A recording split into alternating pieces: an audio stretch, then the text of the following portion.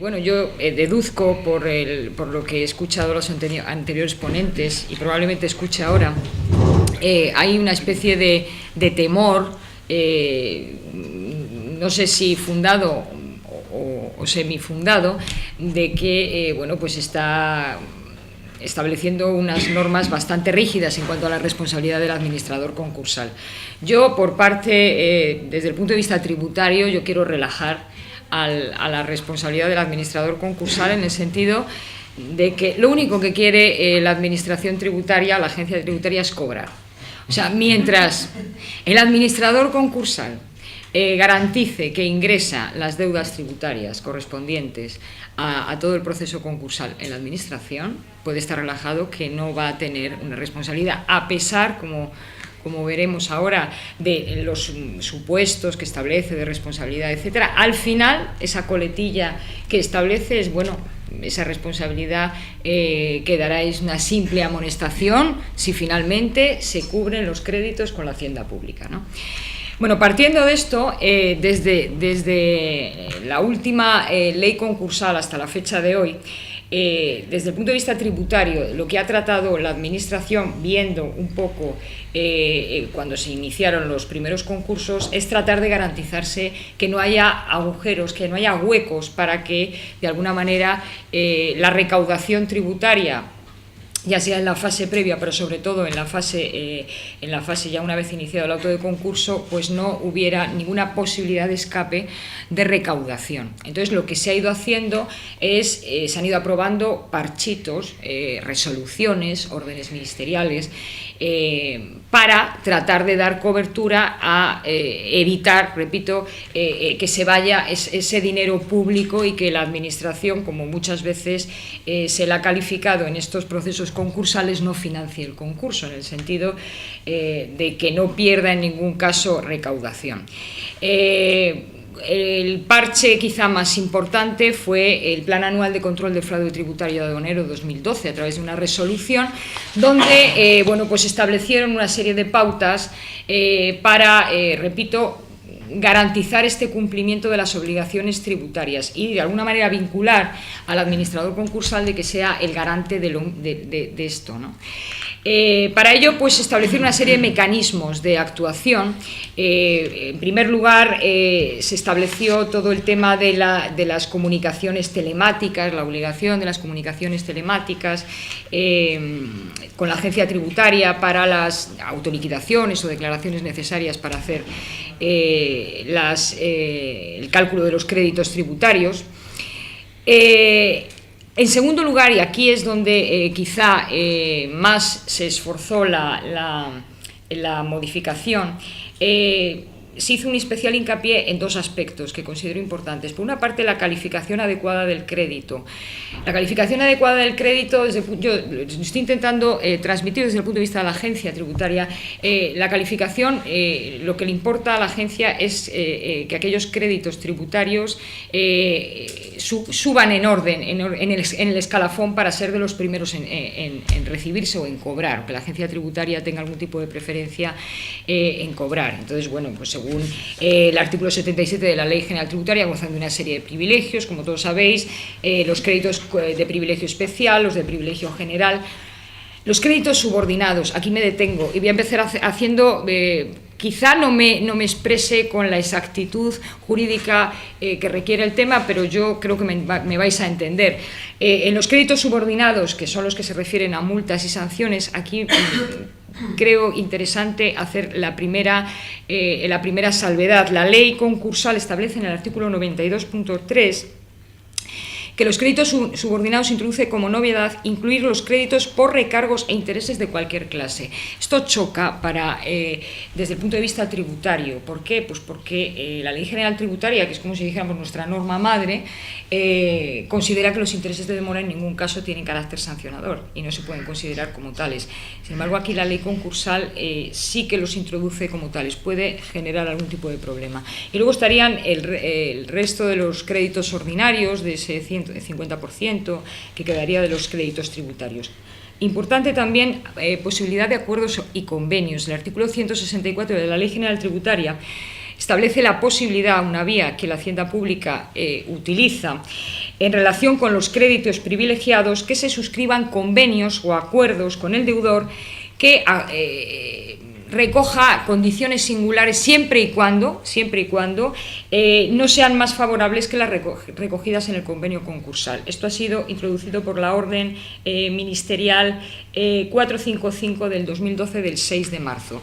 Lo que os decía antes, van poco a poco cubriendo algunos pequeños elementos. Y otro elemento que evidentemente supuso la cobertura de un agujero que tenía de operaciones la Hacienda Pública y por el cual se iba gran cantidad de dinero era en el tema del IVA, en las transmisiones, como sabéis, de inmuebles, en el proceso, en la venta de los inmuebles. Bueno, pues se produjo la inversión del sujeto pasivo para que sea el adquirente del inmueble el obligado al pago de la deuda, a través de la Ley 38/2011. El problema que plantea este tema: desde el punto de vista práctico se logra el objetivo, es decir, no se pierde la recaudación del IVA. Desde el punto de vista teórico y para encajarlo en el derecho tributario cuesta.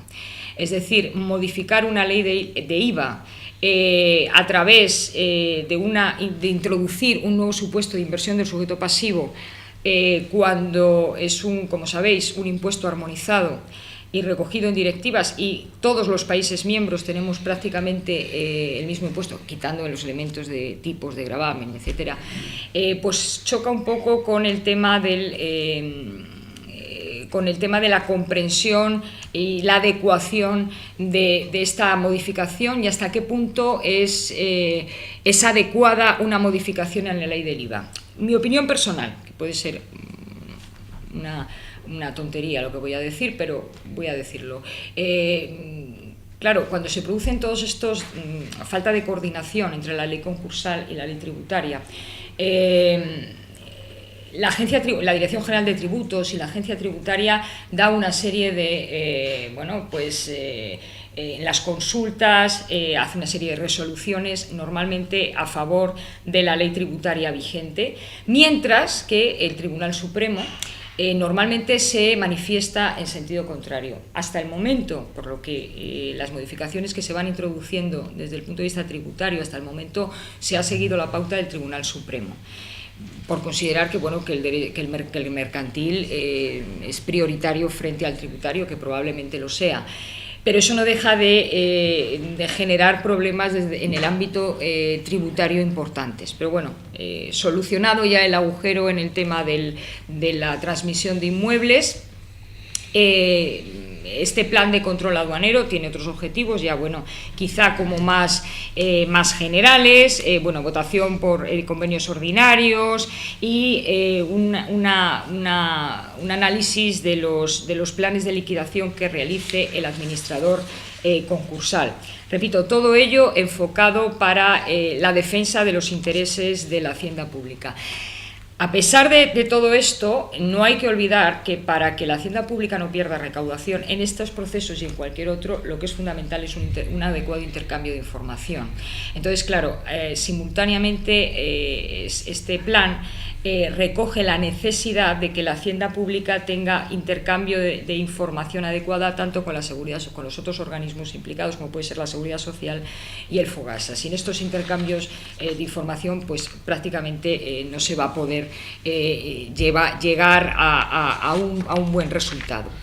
En cuanto a la responsabilidad puramente tributaria que os decía antes, lo que establece la Ley General Tributaria en su artículo 43 es la responsabilidad subsidiaria de la deuda tributaria por los administradores, ya sea en el proceso previo al auto de concurso, en el proceso posterior, por cualquier tipo de actuación que en definitiva conlleve la pérdida de recaudación. Pero voy a intentar ir más rápido. Es una responsabilidad subsidiaria, es decir, que se irá contra él siempre y cuando haya un fallido del deudor principal y de los responsables subsidiarios, si los hubiera.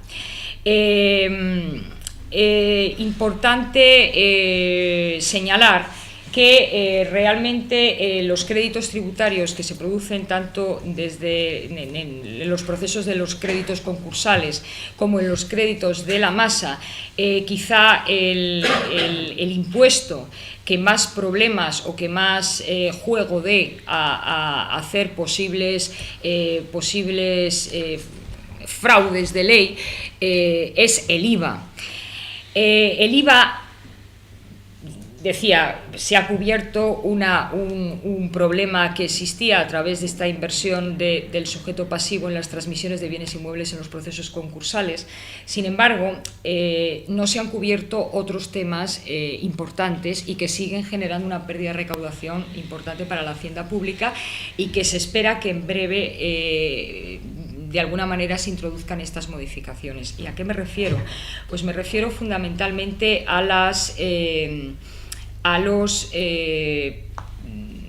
los fraccionamientos de pago, los temas del devengo y exigibilidad del IVA. Brevemente, luego si queréis en el debate pues lo explico un poquito más despacio.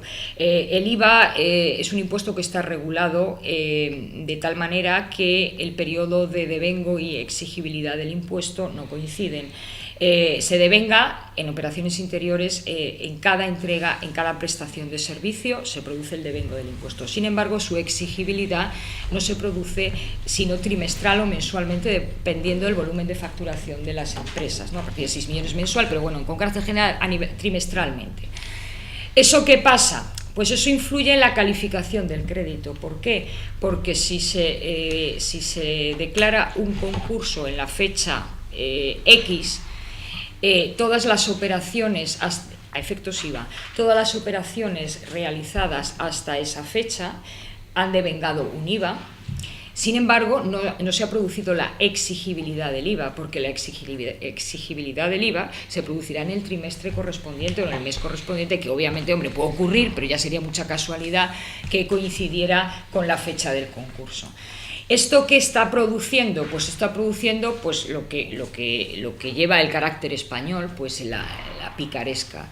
La picaresca en el sentido de que se trata de introducir todos los IVA repercutidos antes de la declaración del concurso, de tal manera que son calificados como créditos concursales, mientras que todos los IVA soportados se pasan a la fecha posterior. Y dices, esto es imposible, porque si es un soportado y se ha devengado antes de la esta del concurso, no se podría hacer, que haya la inspección, pero no es así. ¿Por qué? Pues porque tenemos un artículo en la ley del IVA, que es el 99, creo récord 99.3 de la ley del IVA, que el sujeto pasivo con los IVA, en efectos del IVA, con el IVA soportado, no es necesario que emita factura cuando lo soporta para deducírselo, sino que únicamente lo tiene que contabilizar y tiene 4 años para deducírselo. Entonces, ¿qué pasa? Pues que se está perdiendo un montón de... claro, esta permisibilidad de los 4 años permite que los soportados deducibles se los pueda meter con crédito contra la masa y entonces exigir la pérdida de recaudación, exigir la devolución y la pérdida de recaudación por parte de la administración. ¿Es posible solución? Volver a modificar el IVA. Hombre, a mí me parece un poco fuerte que vuelvan a meterse con la ley del IVA por las características. Sería mucho más fácil si estuviéramos hablando de una ley interna, o sea, una ley de sociedades, una ley de cualquier impuesto puramente nacional y que no estuviera armonizado.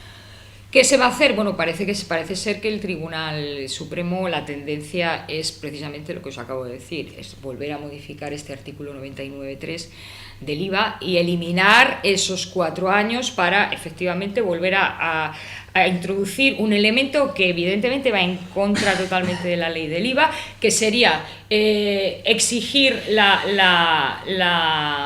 en los IVA soportados deducibles el mismo criterio que en los repercutidos. ¿Se hará? Pues no lo sé, pero parece que esa es la tendencia. Nada más terminar diciendo que al final, a pesar de todos los casos que se establece de posibilidad de responsabilidad tributaria, Al final, realmente, la Administración Tributaria va a exigir responsabilidad al administrador concursal cuando haya un nexo de causalidad entre la culposa conducta irregular del administrador concursal y la falta de cobro de la deuda tributaria. Fundamental la causa que no haya cobro. Si al final se cobra, esa responsabilidad va a quedar diluida. La Hacienda Pública tiene que probar esa conducta irregular en el caso de que existiera, y se prevé en el seno de un procedimiento administrativo, ¿no?, como se comentaba antes, de derivación de responsabilidad basado en el principio de autotutela administrativa y no por el juez concursal, como ocurre en el resto de los casos. Bueno, nada más.